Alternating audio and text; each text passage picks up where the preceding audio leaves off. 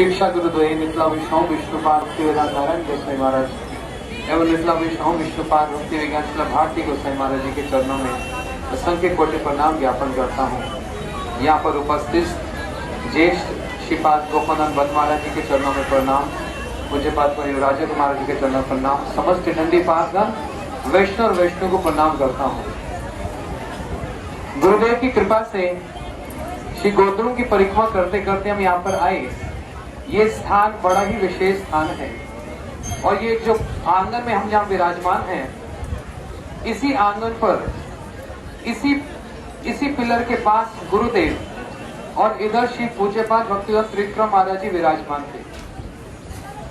नवदीप परिक्रमा करते करते जब हम यहाँ पर आए, गुरुदेव ने पूज्यपाद त्रिविक्रम महाराज जी को माइक दिया कि आप भक्तिवेदांत ठाकुर जी की महिमा का गान करें। और पूज्यपाद भक्तिवेदांत त्रिविक्रम गोस्वामी महाराज भक्तिवेदांत ठाकुर जी का प्रणाम मंत्र किया और इतना ही कहा कि हम ये गौर धाम परिक्रमा, श्री नवदीप धाम परिक्रमा करके जिस स्थान पर आए हैं, इन महापुरुष का अवदान यदि हम विचार करें, बस इतना ही बात बोली। इसके आगे त्रिविक्रम महाराज जी कुछ नहीं बोल पाए, उनका कंठ अवरुद्ध हो गया और वो जोर जोर से रोने लगे, जोर जोर से रोने लगे। और उनके इस क्रंदन को देखकर गुरुदेव भी नहीं रह पाए और वो भी रोने लगे, क्योंकि वास्तव में यदि भक्तिवेदांत ठाकुर जी के अवदान का यदि विचार किया जाए तो वो हृदय भी पिघल जाएगा। आज पूरा संसार जो गौड़ीय वैष्णव धारा में आए, जो दीक्षा इत्यादि ग्रहण करके भक्ति के मार्ग में अग्रसर हो रहे हैं, ये किन के कारण हो रहे हैं? ये श्रील भक्तिवेदांत ठाकुर जी के कारण। आज पूरे विश्व से मायापुर नवदीप धाम में जितने भी भक्त लोग आए हैं, जितने भी यहाँ पर मठ इत्यादि स्थापित हुए हैं, किसकी कृपा से हुए? श्री भक्तिवेदांत ठाकुर जी की कृपा से हुए। यदि ये महापुरुष इस संसार में नहीं आते, या फिर कहें श्री गौरंग महाप्रभु यदि इनको यहाँ नहीं भेजते, तो आज हम कोई भी भगवत नाम इत्यादि सब कुछ नहीं जान पाते। कृष्ण कौन है ये नहीं जान पाते, राधा जी कौन है ये नहीं जान पाते, और श्री सच्चिदानंद गौर हरि और उनका अवदान क्या है ये नहीं जान पाते। इस सारा का सारा श्रेय श्री भक्तिवेदांत ठाकुर जी के चरण कमलों में जाता है। उन्होंने इस संसार को जो अवदान दिया, चिर काल तक, अनंत काल तक सारा संसार इनका चिर ऋणी रहेगा श्रील भक्तिवेदांत ठाकुर जी का। श्रील भक्तिवेदांत ठाकुर जी के अवदान के संबंध में यदि विचार किया जाए तो गुरुदेव ही इसी आंगन में बैठकर कथा को सुनाते थे, क्योंकि भक्त लोग आते थे ये बोलकर कि श्रील भक्तिवेदांत ठाकुर जी की भजन कुटीर ऊपर दर्शन करने यदि जाएं, इसी स्थान पर रात वो हरिनाम करते थे। मजिस्ट्रेट होने पर भी उनकी जो दिनचर्या है, वो अपने ऑफिस से जब आते थे, आने के पश्चात थोड़ा प्रसाद पाकर शयन करते थे, विश्राम करते थे और ठीक रात को 11 बजे जागकर हरिनाम इत्यादि जप करते थे। और ऐसे ही करते करते एक दिन रात्रि के समय में जलंगी के उस पार, यहाँ एक जो नदी है वो जलंगी है, जलंगी के उस पार एक उन्होंने लाइट को गिरते हुए देखा, एक आलोक, एक रोशनी गिरी। भक्तिवेदांत ठाकुर जी विचार करने लगे शायद कोई तारा गिरा है, परंतु अगले दिन रात्रि में समय में भी यही हुआ। तो भक्तिवेदांत ठाकुर जी जान गए जरूर न कोई बात है। अब मजिस्ट्रेट थे, उनका प्रभाव था, इसलिए मायापुर धाम जब गए तो उसी स्थान पर पहुंचे जहाँ पर ये लाइट गिरती थी और वहीं पर देखा ये तो मुसलमान है चारों ओर, और जहाँ पर ये बिजली गिरती थी, ये रोशनी होती थी, वहाँ पर तुलसी का पौधा होता था। भक्तिवेदांत ठाकुर जी ने उनसे पूछा क्या आप लोग तुलसी का यहाँ पर रोपण करते हो? तो उन्होंने कहा बाबूजी नहीं, हम यहाँ पर जो भी कोई बीज डालते हैं किसी सब्जी का, पुष्प का, तो तुलसी ही यहाँ से निकलती है। भक्तिवेदांत ठाकुर जी समझ गए कि यही वो स्थान है। किसका स्थान? श्री चैतन्य महाप्रभु जी के, मेरे प्रभु का ये जन्म स्थान है। परंतु फिर भी सारे समाज को प्रमाण तो देना है। वो प्रमाण कैसे दिया जाएगा? इसलिए गुरुदेव बतलाते थे, लंदन से मैप मंगवाया और वहाँ पर जो भी शास्त्र में दिशा निर्देश बतलाया गया उसके अनुसार वही ऐसा स्थान था जो महाप्रभु जी के जन्म स्थान।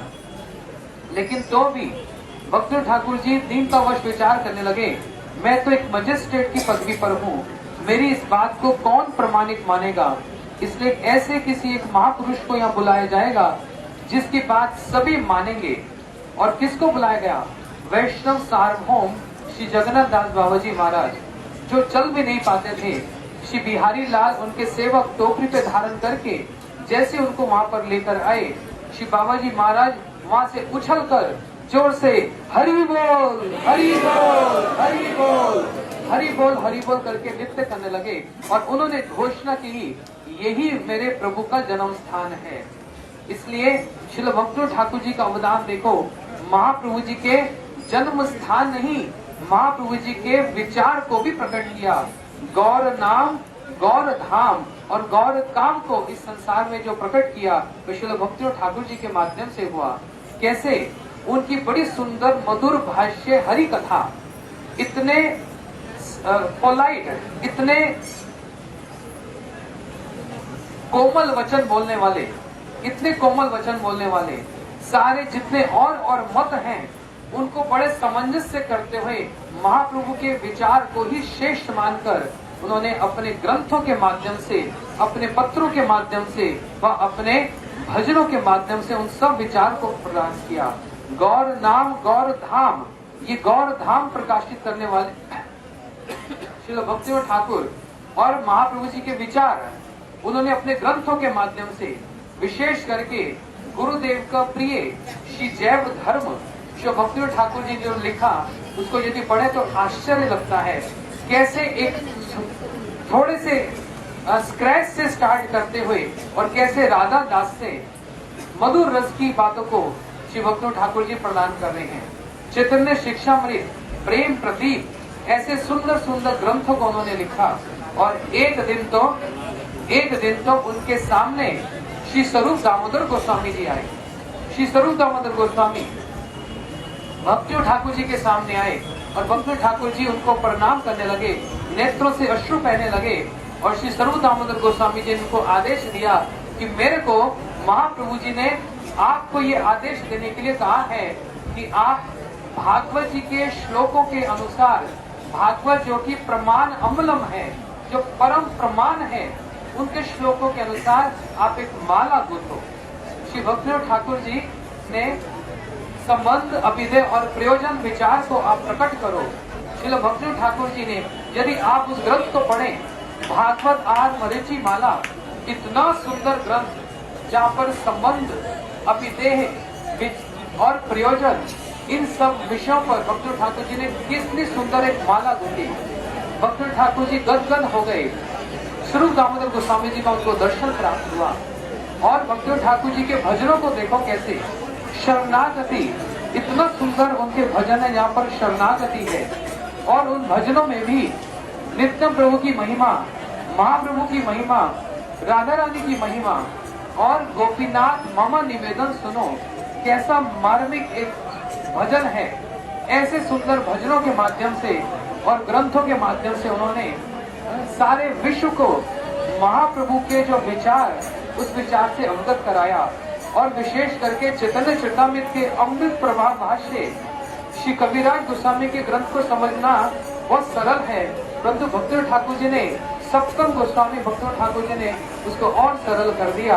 आज हम इन महापुरुष के चरणों में आए, इनकी चरण धूल प्राप्त करके अपना जीवन हम सफल बनाएंगे। बोलो श्री भक्तिनाथ ठाकुर की, बोलो भक्तिनाथ ठाकुर की, बोलो भक्तिनाथ ठाकुर की। गौर प्रेमानंदे हरि हरि बोल। आप चला जाओ, प्रसाद से करने हो गए।